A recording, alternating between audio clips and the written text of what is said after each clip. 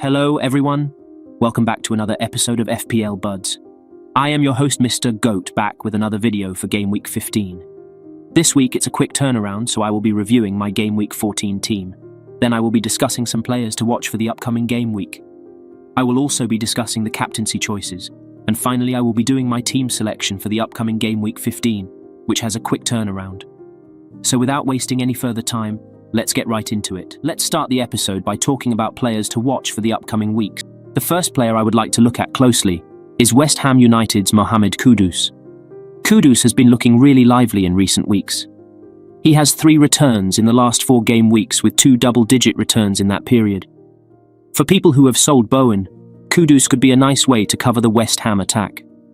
As West Ham play Tottenham, Fulham and Wolves in the next 3 fixtures, he can be a great differential option in your midfield. Another player who could be a great differential option for the upcoming fixture is Wolves forward Matheus Cunha. Cunha has been on a decent run of form in recent time, with 3 returns in the last 3 game weeks. He plays Burnley, Nottingham Forest and West Ham United in the next 3. These fixtures could bring a lot of points for him, as Burnley and West Ham are struggling defensively this season. Another forward who could provide great value for his money is Bournemouth forward Dominic Solanke. Solanke has 2 returns in his last 3 matches, with a 13-point return against a tough defensive opposition like Newcastle. Solanke also scored a goal against Aston Villa in Game Week 14.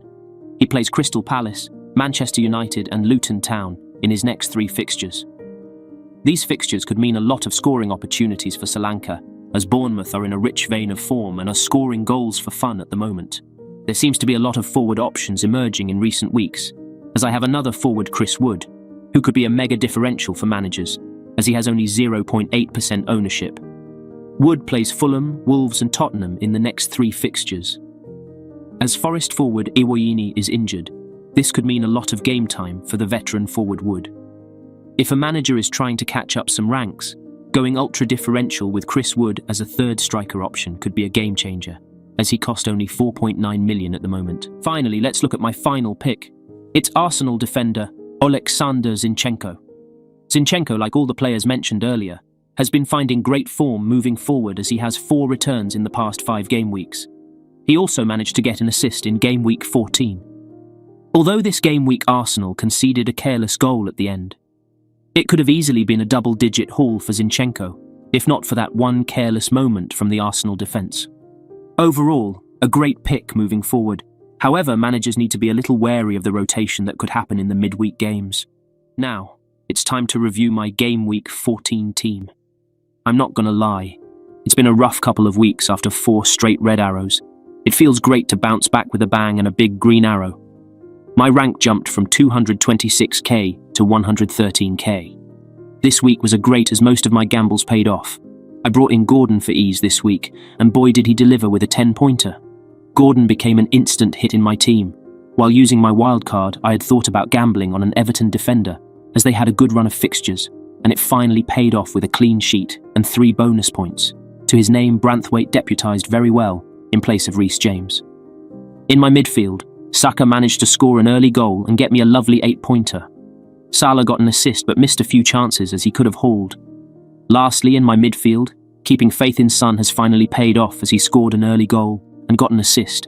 However, I was unlucky as he also scored an own goal. However, he still managed to get a solid 10-pointer. A great asset to have in the team moving forward.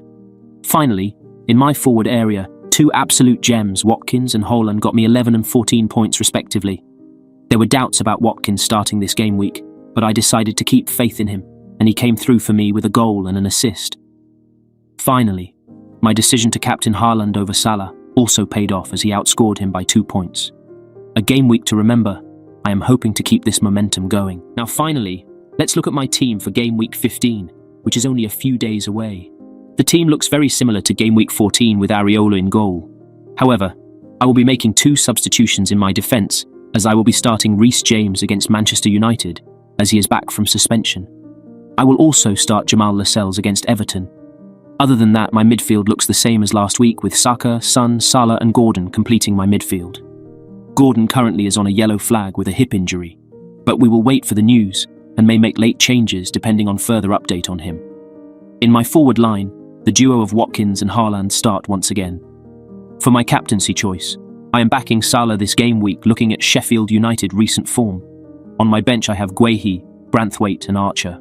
And that's a wrap for today's FPL Buds episode, folks. Game week 14, thoroughly reviewed, dissected, and strategies galore for game week 15. Remember, FPL is a blend of strategy, insight, and a sprinkle of gut feeling.